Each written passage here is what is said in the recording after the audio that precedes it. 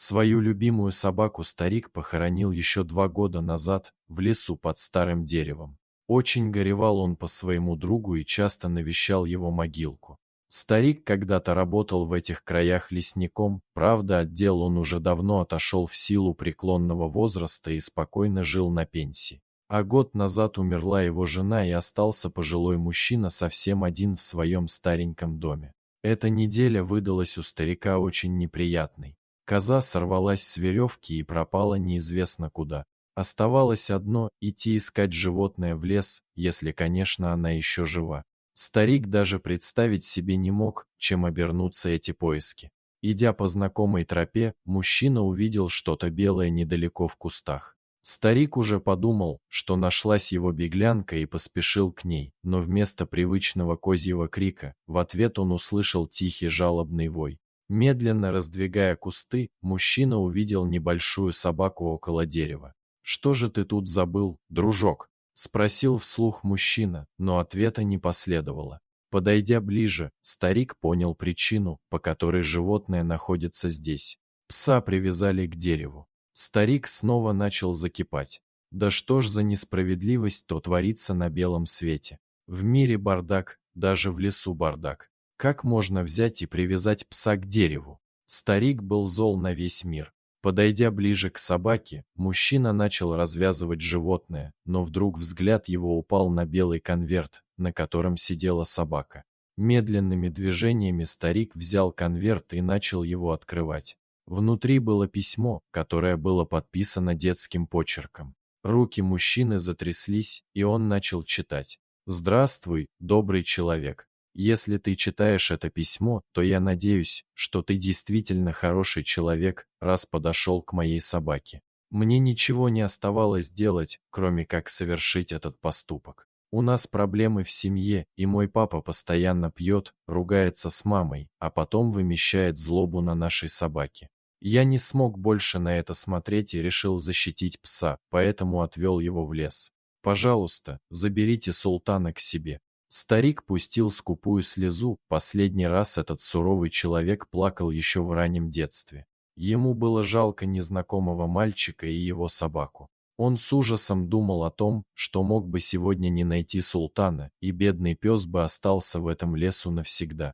Ребенок в силу своего возраста не подумал об этом. Он считал, что все делает правильно для своего друга, и собака обязательно попадет в хорошие руки. Старик быстро отвязал пса, одной рукой взял поводок, а другой нежно погладил султана по голове. «Козу завтра пойду искать, а сейчас надо срочно покормить эту собаку», — подумал старик. Коза на следующий день вернулась домой сама. В доме у старика началась новая, тихая, размеренная жизнь. С тех пор прошло несколько лет. Здоровье старика в последнее время стало подводить. Все чаще у его дома дежурила скорая помощь, все реже он ходил гулять с султаном в лес. Даже в магазин за продуктами пожилому мужчине было трудно дойти. И вот как-то раз возле магазина появился султан, один, без своего хозяина. Продавщица сперва хотела прогнать собаку, но потом увидела, что пес держит в зубах клочок бумаги. Это была записка от старика и вложенные туда несколько купюр. С тех пор так и повелось. Когда старик хворал, то пес приходил в магазин за продуктами для своего хозяина и для себя. Все местные жители любили и восхищались этой благородной собакой. «Настоящий хозяин в доме и помощник», — говорили они, видя султана, идущего по дороге с пакетом продуктов.